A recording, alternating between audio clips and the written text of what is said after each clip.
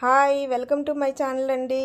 ఈరోజైతే మా ఇంట్లో మామిడికాయ పప్పు చేశానండి. మరి మీ ఇంట్లో ఏం కర్రీ చేశారో మరి కామెంట్ చేసేయండి, చూసేద్దాం. ఫస్ట్ కుక్కర్ తీసుకొని దాంట్లో కప్పు కందిపప్పు తీసుకొని వాటర్ పోసి బాగా కడిగి నీట్గా 2-3 సార్లు కడిగి నీట్గా పక్కన పెట్టుకోవాలి. పక్కన పెట్టుకున్న తర్వాత ఒక చిన్న సైజు మామిడికాయ తీసుకొని నీట్గా దాన్ని కూడా కడిగి దాని మీద పొట్టు మొత్తం తీసేయాలండి. దాని మీద తొక్కంతా తీసేసేయాలి. ఇలాగా చూసారా, ఇలా తొక్క మొత్తం తీసేసిన తర్వాత నేను ఒక కాయ మొత్తం వేయట్లేదండి. ఒక మామిడికాయ మొత్తం వేసేస్తే పులుపు అనేది వచ్చేస్తుంది కాబట్టి ఒక కాయ మొత్తం వేయట్లేదు. నేను ఇందులో అయితే ఈ కాయలో సగం మాత్రమే తీసుకుంటానండి. ఈ సగము చూసారా, ఇలా సగం తీసుకొని దాన్ని చిన్న చిన్న పీసెస్ లాగా కట్ చేసుకుంటున్నాను. దాన్ని చిన్న చిన్న పీసెస్లా కట్ చేసుకొని ఈ ముందుగా కడిగి పెట్టుకున్న పప్పులోని వేసేసుకుంటున్నాను. దాంట్లో వేసేసుకోవాలి. ముందుగా పెట్టుకున్న పప్పులో వేసేసుకొని దాంట్లో కడిగి పెట్టుకున్న ఒక టమాటాని చిన్న చిన్న పీసెస్ లాగా కట్ చేసుకోవాలి. ఇలా చిన్న చిన్న పీసెస్ లాగా ఒక టమాటా మొత్తం కట్ చేసుకొని వేసేసుకోవాలి.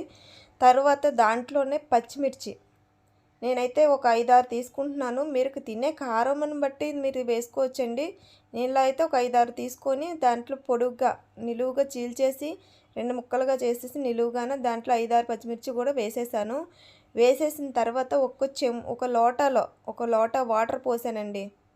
ఒక లోటా వాటర్ పోసాను. ఎక్స్ట్రా కొద్దిగా పోసుకోవచ్చు, ఎందుకంటే పప్పు మెత్తగా ఉడకాలి కాబట్టి. ఇలా పోసి అన్నీ కలిపేసి కొద్దిగా మళ్ళీ దాంట్లోనే నేనైతే ఆయిల్ పోస్తాను. మీరు వేస్తారో లేదో నాకైతే తెలియదు. నేనైతే ఆయిల్ పోస్తే కొద్దిగా, ఎందుకంటే ఆయిల్ పోయడం వల్ల తొందరగా ఉడికిపోతుంది పప్పు అనేది.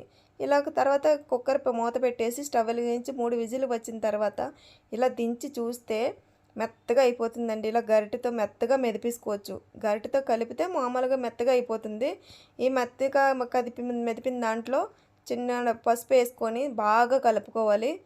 ఇలా నీట్గా బాగా మెత్తగా అయిపోతుంది కదా, ఇలా కలిపేసి పక్కన పెట్టుకోవాలి. తర్వాత స్టవ్ వెలిగించి ఒక కళాయి పెట్టుకొని దాంట్లో పోపు పెట్టుకోవాలి కదా.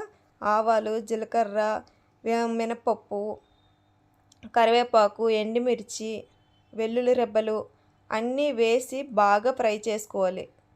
పోపు బాగా వేగాలి కదా. కొద్దిగా వేగిన తర్వాత కలర్ చేంజ్ అయ్యి పోపు బాగా వేగే వరకు ఉంచాలి.